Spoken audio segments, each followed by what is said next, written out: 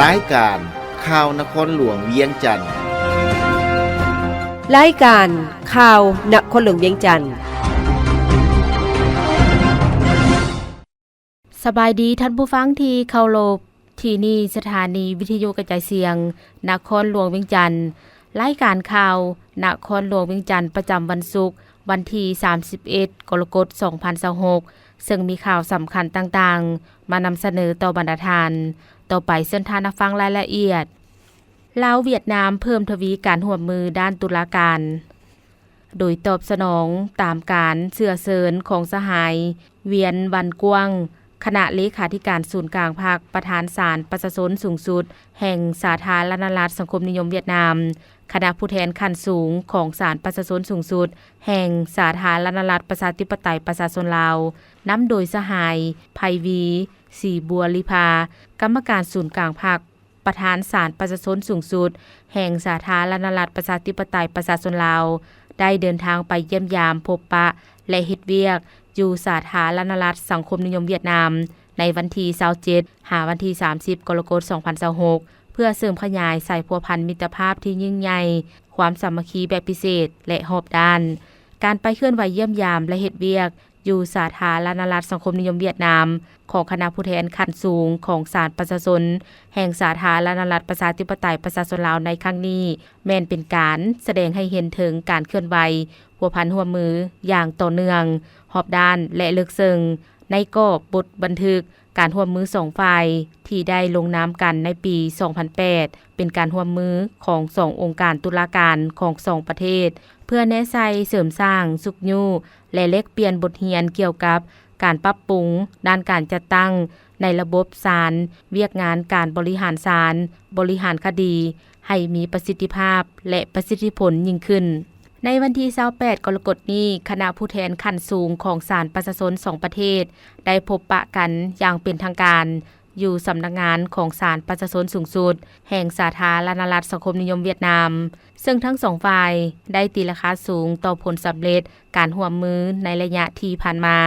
ซึ่งเนื้อในหัวข้อการพบปะคือ2ฝ่ายได้เซ็นบทบันทึกสวยจำ MOU ฉบับปี 2026เพื่อให้สอดคล้องและถูกต้องกับสภาพตัวจริงของปัจจุบันเฮ็ดให้ศาลประชาชนของ2ประเทศยับเข้าใกล้กันช่วยเหลือซึ่งกันและกันแลกเปลี่ยนบทเรียนซึ่งกันและกันในเวียกงานบริหารคดีบริหารศาลของ2ประเทศเป็นการเสริมสร้างสายพัวพันมิตรภาพอันยิ่งใหญ่ระหว่าง2ชาติลาวเวียดนามเว้ารวมเว้าเฉพาะแม่นระบบศาลประชาชนของ2ประเทศให้นับมือก้าวเข้าสู่ลวงลึกและแตกดอกออกผลยิ่งขึ้นพร้อมนั้นคณะผู้แทนขั้นสูงของศาลประชาชนสูงสุดแห่งสาธารณรัฐประชาธิปไตยประชาชนลาวได้รับเกียรติเข้าเยี่ยมคำนับสหายตัวเดิมเลขาธิการใหญ่ประธานประเทศแห่งสาธารณรัฐสังคมนิยมเวียดนามท่านเลขาธิการใหญ่ประธานประเทศได้เน้นหนักถึงความสำคัญของการร่วมมือด้านตุลาการในสภาพการที่ลาวพร้อมสุมใส่การปรับโครงสร้างรัฐบาลจะตั้งระบบการปกครองท้องถิ่นให้เข้มแข็งและสร้างรัฐที่ปกครองด้วยกฎหมายสังคมนิยมท่านได้ยืนยันว่าเวียดนามถือสำคัญและให้บริมสิทธิ์สูงสุดในการปกปักรักษาและเพิ่มพูนคูณสร้างสายพัวพันมิตรภาพอันยิ่งใหญ่ความสามัคคีพิเศษการร่วมมือรอบด้านการพัวพันยุทธศาสตร์เวียดนามลาวพร้อมทั้งยังได้เสนอให้2องค์การตุลาการเพิ่มทวีการร่วมมือในขงเขตหันเป็นดิจิตอลสร้างศาลอิเล็กทรอนิกส์ฝึกอบรมพนักงานผู้พิพากษาและสมทบกันในการต้านอาชญากรรมข้ามชาติอาชญากรรมเทคโนโลยีสูงการค้ามนุษย์และยาเสพติดอยู่บริเวณชายแดนซึ่งนอกจากได้เคลื่อนไหวอยู่ศาลประชาชนสูงสุดแล้วคณะผู้แทนยังได้เข้าพบปะท่านห่วงแทงตุงรัฐมนตรีกระทรวงยุติธรรมแห่งสาธารณรัฐสังคมนิยมเวียดนามเพื่อร่วมมือด้านวิชาการให้เข้าสู่ล่วงลึกลาวจีนยกระดับการร่วมมือและต้านอาชญากรรมข้ามชาติวันที่28กรกฎาคม2026ที่นครหลวงปักกิ่งสาธารณรัฐประชาชนจีนท่านพลจัตวานางดีวงเหล่าลีกรรมการศูนย์กลางพรรคหัวหน้าองค์การอัยการประชาชนสูงสุด แห่งสาธารณรัฐประชาธิปไตยประชาชนลาวพร้อมโดยคณะได้เยี่ยมยามและเฮ็ดเวียกอย่างเป็นทางการโดยได้เข้าพบปะและเฮ็ดเวียก2ฝ่ายร่วมกับทานยิงยงกรรมการศูนย์กลางพรรคคอมมิวนิสต์จีนหัวหน้าองค์การอัยการประชาชนสูงสุดแห่งสาธารณรัฐประชาชนจีนพร้อมโดยคณะในการพบปะครั้งนี้ได้ดำเนินไปด้วยบรรยากาศอันอบอุ่นและเต็มไปด้วยไมตรีจิตมิตรภาพแบบคู่ร่วมยุทธศาสตร์รอบด้านภายหลังการพบปะทั้งสองฝ่ายได้ร่วมกันลงนามแผนการร่วมมือระหว่างองค์การอัยการประชาชนสูงสุดแห่งสาธารณรัฐประชาธิปไตยประชาชนลาวและองค์การอัยการประชาชนสูงสุดแห่งสาธารณรัฐประชาชนจีนสำหรับ2ปีคือ2026และ2027การลงนามในเอกสารในครั้งนี้ถือเป็นบาทก้าวอันมีความหมายความสำคัญยิ่งในการยกระดับขอดการร่วมมือระหว่าง2องค์การอัยการให้มีความเข้มแข็งมีประสิทธิภาพและเข้าสู่ล่วงลึกกว่าเก่าการเซ็นแผนการร่วมมือในครั้งนี้จะเป็นขีดหมายอันดีและเป็นกลไกสำคัญในการส่งเสริมการแลกเปลี่ยนบทเรียนแลกเปลี่ยนข้อมูลข่าวสารการพัฒนาบุคลากรให้มีความเข้มแข็งนอกจากนี้ทั้งสองฝ่ายยังได้ร่วมกันต้านและสกัดกั้นอาชญากรรมข้ามชาติเป็นต้นแมนการส่อโกงทางไซเบอร์การฆ่ายาเสพติดการค้ามนุษย์และอื่นๆในคงเขตเวียกงานอัยการในการติดตามกวดกาการดำเนินคดีตามกระบวนการยุติธรรมให้มีความเข้มแข็งเพื่อปกป้องกฎหมายให้มีความศักดิ์สิทธิ์ประกอบส่วนเข้าในการปกปักรักษาก็คือการรักษาความสงบและความเป็นระเบียบเรียบร้อยในทั้งสองชาติลาวจีนทั้งหมดนี้จะเป็นการประกอบส่วนพัฒนาสายพัวพันร่วมมือระหว่าง2พรรค2รัฐและ2องค์การอัยการประชาชนลาวจีนจีนลาวให้มีความเติบใหญ่เข้มแข็งและเจริญงอกงามตลอดไปเส้นสัญญา6โครงการเพื่อพัฒนาระบบชลประทานในขอบเขตทั่วประเทศกรมชลประทานกระทรวงกสิกรรมสิ่งแวดล้อมร่วมกับบริษัทลาวพัฒนาวิสาหกิจที่ปรึกษาจำกัดผู้เดียวรับเหมาก่อสร้างโครงการศึกษาสำรวจออกแบบชลประทานอ่างเก็บน้ำห้วยพื้นเมืองโคงเสโดนแขวงสารวันมีเนื้อที่ 3,000 เฮกตาร์กวมเอา11บ้านมีมูลค่า 6.5 ตื้อกว่ากีบบริษัทลาวอินเตอร์พัฒนาที่ปรึกษาจำกัดผู้เดียวโครงการศึกษาสำรวจออกแบบชลประทานน้ำใต้ดินพลังงานแสงตะเวนในพื้นที่แห่งแล้งนครหลวงจันทน์มีเนื้อที่หลายกว่า500เฮกตาร์กวมเอา10บ้านใน4เมืองคือเมืองไซธานีเมืองนาไซทองเมืองหาดไซฟองและเมืองปากเงิมมีมูลค่า 1.6 ตื้อกว่ากีบบริษัท PBS ก่อสร้างและพัฒนาการเกษตรครบวงจรจำกัดผู้เดียวโครงการก่อสร้างชลประทานน้ำปอกเมืองเวียงไซแขวงหัวพันมีเนื้อที่168เฮกตาร์มีมูลค่าก่อสร้าง32ตื้อกว่ากีบบริษัทอินซีเก็บกู้และทำลายระเบิดจำกัดผู้เดียว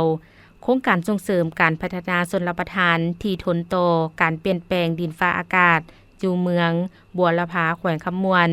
ได้รับทุนช่วยเหลือล่าจำนวน5ล้านเอโรจากรัฐบาลฝรั่งบริษัทสเปซเอดที่ปรึกษาจำกัดผู้เดียว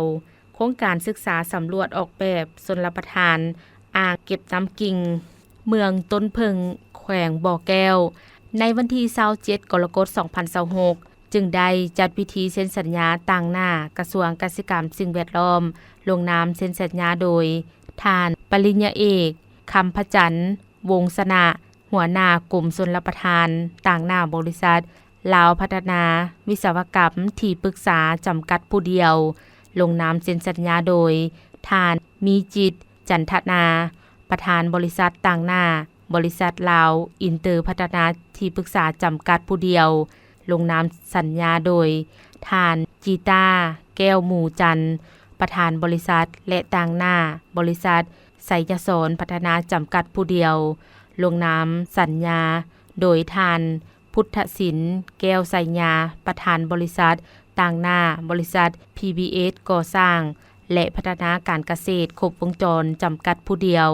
ลงนามเซ็นสัญญาโดยทานเข็มพรบุญประเสริฐประธานบริษัทต่างหน้าบริษัทอินซีเก็บกู้และทำลายระเบิดจำกัดผู้เดียว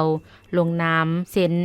โดยทานแหลวคำวงศาวันทองประธานบริษัทต่างหน้าบริษัทสเปนเอที่ปรึกษาจำกัดผู้เดียวลงนามสัญญาโดยทานนางมาลินีวงไซประธานบริษัทโดยการเข้าร่วมของทานปริญญาเอกนางจันทครบัวละพันธ์รองรัฐมนตรีกระทรวงเกษตรกรรมสิ่งแวดล้อมมีภาคส่วนที่เกี่ยวข้องจากศูนย์กลางท้องถิ่นพร้อมด้วยแขกที่ถึกเชิญเข้าร่วมเป็นสักขีพยาน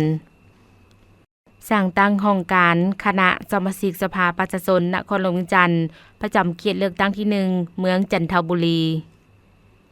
ในวันที่30กรกฎาคม2026ห้องการคณะสมาชิกสภาประชาชนนครหลวงเวียงจันทน์ประจำเขตเลือกตั้งที่1เมืองจันทบุรีจัดพิธีประกาศหัวหน้าคณะสมาชิกสภาประชาชนนครหลวงเวียงจันทน์ประจำเขตเลือกตั้งเมืองจันทบุรีและประกาศสร้างกงจักรการจัดตั้งและบุคลากรของห้องการคณะสมาชิกสภาประชาชนนครหลวงเวียงจันทน์ประจำเขตเลือกตั้งที่1เมืองจันทบุรีโดยเป็นประธานของทานปริญญาเอกอาจสพังทองศรีพดลกรรมการศูนย์กลางพรรคเลขาคณะพรรคประธานสภาประชาชนนครหลวงเวียงจันทน์มีท่านนางสุมาลีธรรมวงศ์กรรมการประจำพรรคนครหลวงเวียงจันทน์มีท่านนาง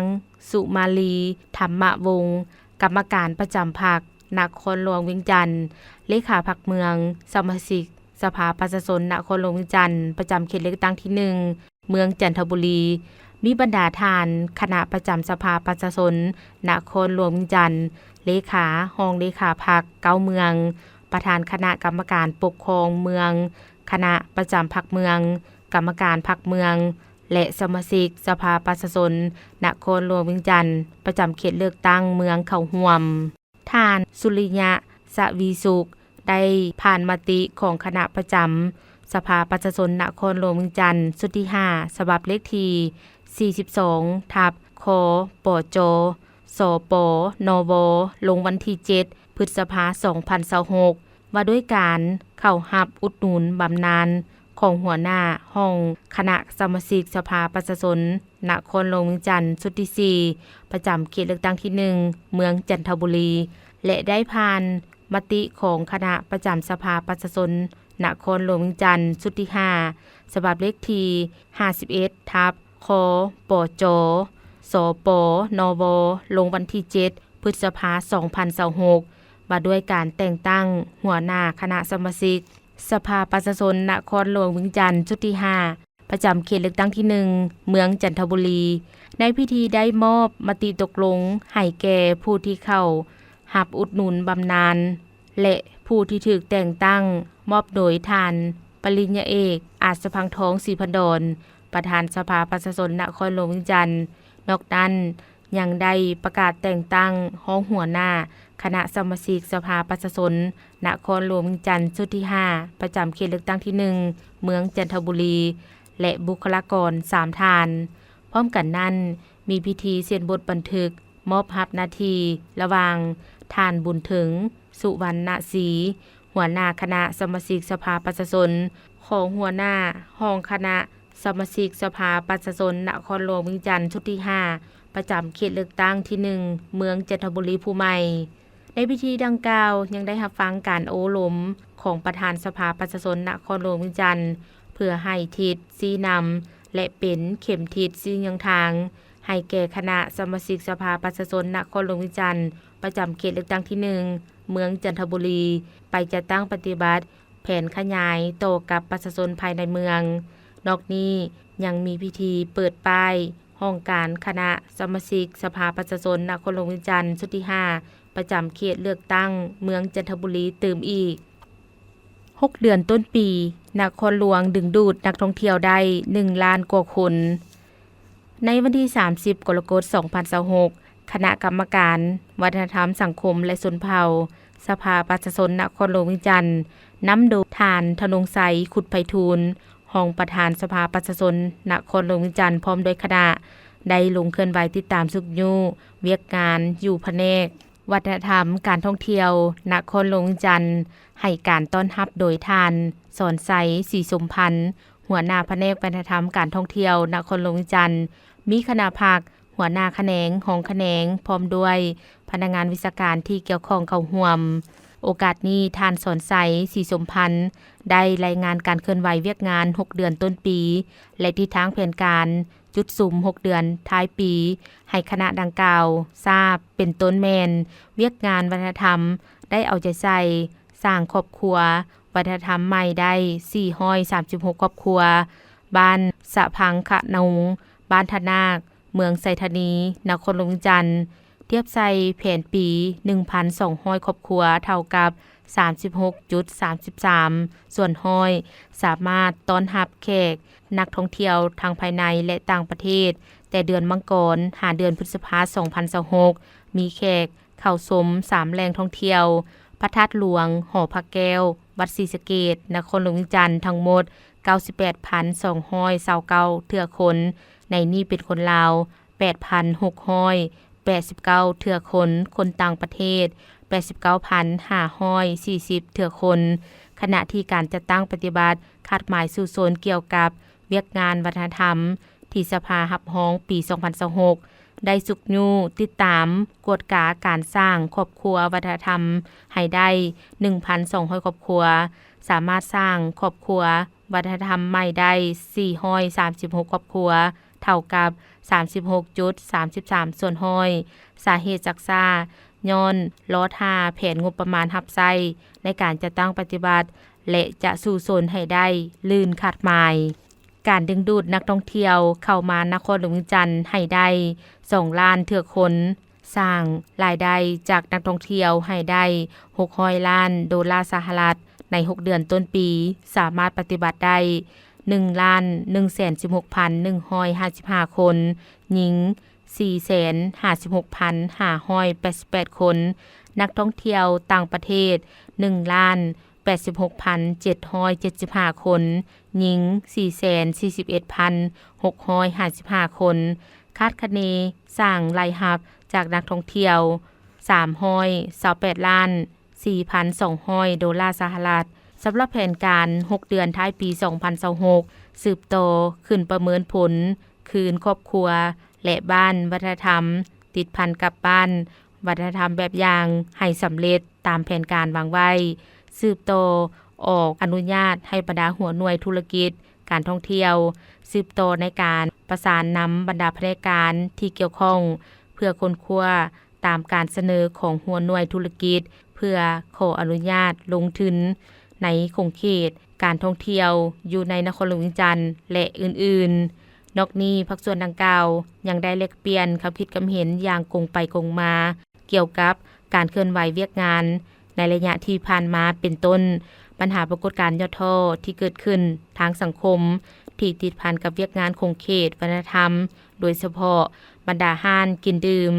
บันเทิงปัญหาเสียงหนึ่งนั้นและอื่นๆพร้อมทางให้ทิศชี้นำเพิ่มเติมเกี่ยวกับสืบต่อปรับปรุงแก้ไขปัญหาต่างๆให้สอดคล้องถูกต้อง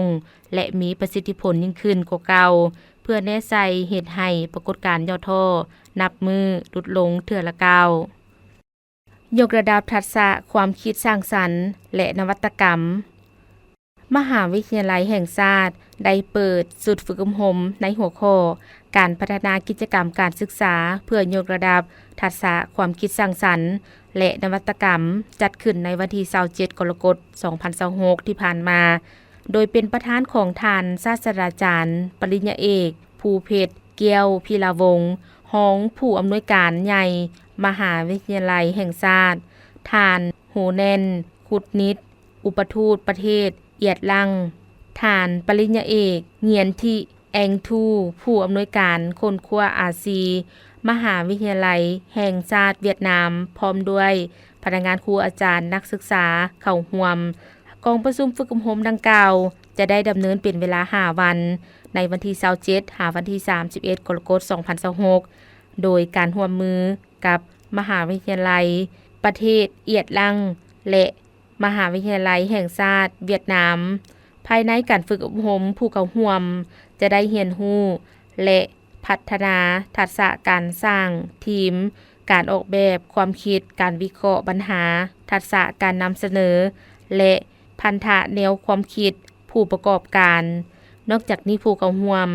ยังจะได้เรียนรู้นอกโรงเรียนและเก็บข้อมูลตัวจริงเกี่ยวกับปัญหาสังคมต่างๆที่ส่งผลกระทบต่อการดำรงชีวิตและการพัฒนาแบบยืนยงเพื่อนำมาวิเคราะห์ในห้องเรียนและซอกหาวิธีแก้ไขปัญหาดังกล่าวอย่างมีนวัตกรรมและสร้างสรรค์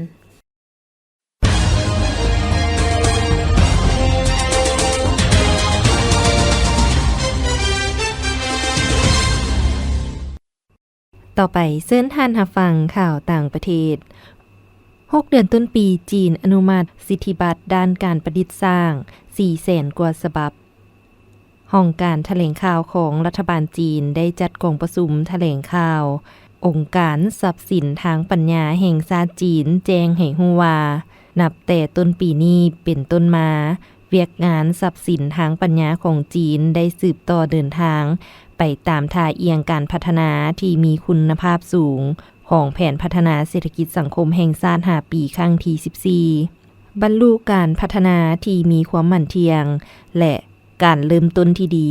ตามแผนพัฒนาเศรษฐกิจสังคมแห่งชาติ5 ปีครั้งที่15เมื่อสังเกตจากข้อมูลสถิติเห็นว่าใน6 เดือนต้นปีนี้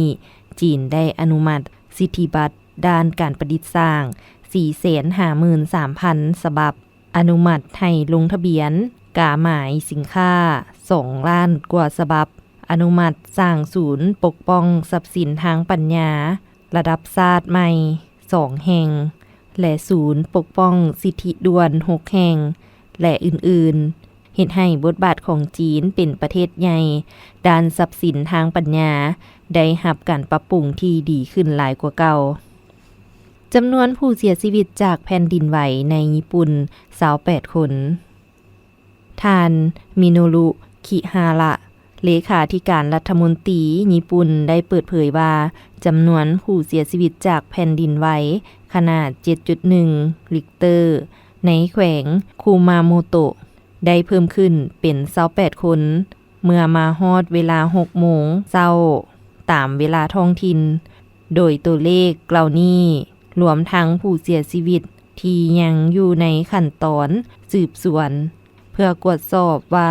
เกี่ยวข้องกับแผ่นดินไหวหรือบ่กองประชุม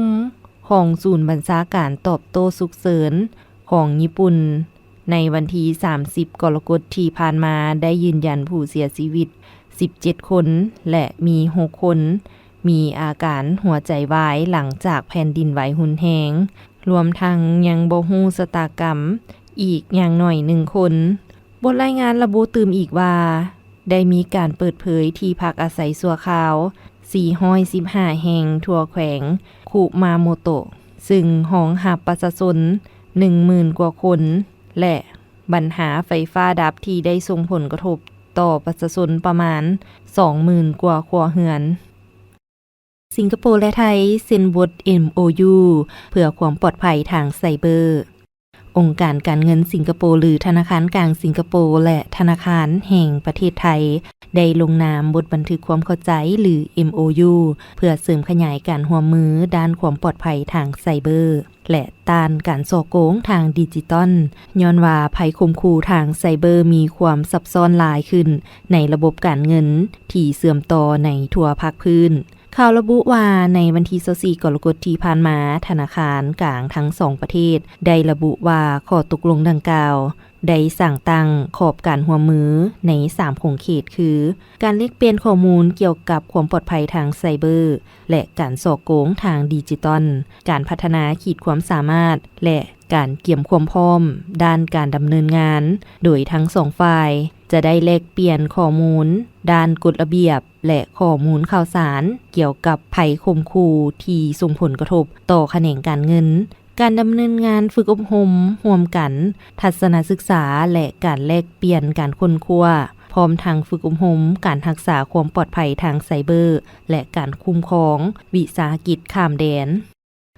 ต่อไปเชิญท่านรับฟังข่าวพยากรณ์อากาศประจำวันที่31 กรกฎาคม 2026ห้องความกดดันอากาศต่ำหรือห้องฝนยังสืบต่อพาดผ่านภาคเหนือของประเทศลาวสมทบกับลมมรสุมตะวันตกเฉียงใต้พัดปกคลุมซึ่งจะเฮ็ดให้มีฝนตกฟ้าห้องฟ้าเหลื่อมในระดับคอยหาปานกลางอยู่ทั่วไปและจะมีฝนตกหนักอยู่บางท้องถิ่นพอมีลมพัดแรงเป็นบางโอกาสสภาพอากาศภาคเหนือด้านตะวันออกแขวงพงสาลีมีฝนตกในระดับคอยเนื้อที่ปกคลุมของฝนกว่าเอา50ส่วนห้อยอุณหภูมิเฉลี่ยระหว่าง19-28องศาแขวงหัวพันมีฝนตกในระดับคอยเนื้อที่ปกคลุมของฝนกว่าเอา50ส่วนห้อยอุณหภูมิเฉลี่ยระหว่าง23-27องศาแขวงเสียงขวางมีฝนตกในระดับคอยเนื้อที่ปกคลุมของฝนกว่าเอา40ส่วนห้อยอุณหภูมิเฉลี่ยระหว่าง22-27องศาแขวงอุดมไซมีฝนตกในระดับคอยเนื้อที่ปกคลุมของฝนกว่าเอา30ส่วนห้อยอุณหภูมิเฉลี่ยระหว่าง22-31องศาแขวงบ่อแก้วมีฝนตกฟ้าห้องฟ้าเหลื่อมเนื้อที่ปกคลุมของฝนกว่าเอา50ส่วนห้อยอุณหภูมิเฉลี่ยระหว่าง24-31องศาแขวงหลวงน้ำทามีฝนตกฟ้าห้องฟ้าเหลื่อมเนื้อที่ปกคลุมของฝนกว่าเอา40ส่วนห้อยอุณหภูมิเฉลี่ยระหว่าง23-33องศาแขวงหลวงพระบางมีฝนตกฟ้าห้องฟ้าเหลื่อมเนื้อที่ปกคลุมของฝนกว่าเอา40ส่วนห้อยอุณหภูมิเฉลี่ยระหว่าง24-33องศาแขวงไชยบุรีมีฝนตกฟ้าห้องฟ้าเหลื่อมเนื้อที่ปกคลุมของฝนกว่าเอา50ส่วนห้อยอุณหภูมิเฉลี่ยระหว่าง25-30องศาสำหรับนครหลวงวิงจันทน์มีฝนตกในระดับคอยเนื้อที่ปกคลุมของฝนกว่าเอา50ส่วนห้อยอุณหภูมิเฉลี่ยระหว่าง25-30องศาภาคกลางแขวงไซสมบูรณ์มีฝนตกเป็นบริเวณกว้างเนื้อที่ปกคลุมของฝนกว่าเอา40ส่วนห้อยอุณหภูมิเฉลี่ยระหว่าง21-29องศาแขวงวิงจันทน์มีฝนตกในระดับคอยเนื้อที่ปกคลุมของฝนกว่าเอา50ส่วนห้อยอุณหภูมิเฉลี่ยระหว่าง24-30องศาแขวงบริคำไซมีฝนตกฟ้าห้องฟ้าเหลื่อมเนื้อที่ปกคลุมของฝนกว่าเอา50ส่วนห้อยอุณหภูมิเฉลี่ยระหว่าง24-33องศาแขวงคำมวนมีฝนตกฟ้าห้องฟ้าเหลื่อมเนื้อที่ปกคลุมของฝนกว่าเอา50ส่วนห้อยอุณหภูมิเฉลี่ยระหว่าง25-30องศาแขวงสวรรณเขตมีฝนตกฟ้าห้องฟ้าเหลื่อมเนื้อที่ปกคลุมของฝนกว่าเอา50ส่วนห้อยอุณหภูมิเฉลี่ยระหว่าง25-31องศาภาคใต้แขวงจำปาสักมีฝนตกในระดับคอยเนื้อที่ปกคลุมของฝนกว่าเอา30ส่วนห้อยอุณหภูมิเฉลี่ยระหว่าง16-31องศาแขวงสารวันมีฝนตกในระดับคอยเนื้อที่ปกคลุมของฝนกว่าเอา20ส่วนห้อยอุณหภูมิเฉลี่ยระหว่าง25-29องศา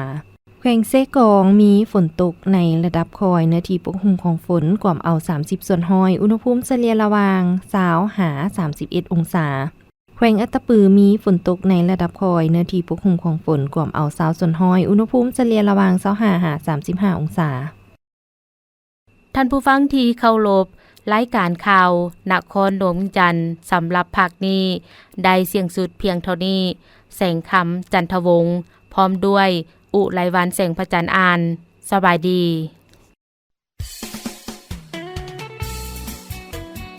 นางเอ้ยนางมาเบิ่งนี่ดูลูกในไหน้ำนี่คือยังมีนอนน้ำอยู่ลูกบ่ได้ล้างไหน้ำหวะลูกก็ล้างทุกๆอาทิตย์อยู่ได้แม่ล้างทุกๆอาทิตย์มันคือยังมีนอนน้ำอยู่ซันเมนลูกล้างจังไดกะสิล้างจังไดกระทอกน้ำเก่าทิ่มแล้วเปิดน้ำใหม่ใส่รถแหละแล้วก็ปิดฝาไว้ก็เท่าหั่นล่ะเนาะบ่ได้แนวนั้นน่ะการเปลี่ยนน้ำแต่ละครั้งลูกต้องล้างพัดถูทางในพร้อมเอากาบพร้าวใยหมักบวบหรือผ้าขาดที่แม่เฮ็ดไว้หั่นนามาถูด้านในของไหเพื่อบ่ให้มีไข่ยุงลายติดอยู่ด้านในของไหได้โอ้ล้างคักปานนั้นพุ่นว่ะคันสั้นลูกสิล้างใหม่ดอกแม่นแล้วการพัดถูด้านในของภาชนะเก็บน้ำก็เพื่อรับประกันบ่ให้มีไข่ยุงลายหลงเหลืออยู่เพราะถ้ายังมีไข่ค้างอยู่เวลาไข่ถึกน้ำมันก็จะกลายเป็นหนอนน้ำและกลายเป็นยุงลายบ่มีหนอนน้ำบ่มียุงลายบ่มีไข่ยุงลายด้วยความห่วงใยจากศูนย์ข่าวสารการแพทย์สุขศึกษากระทรวงสาธารณสุข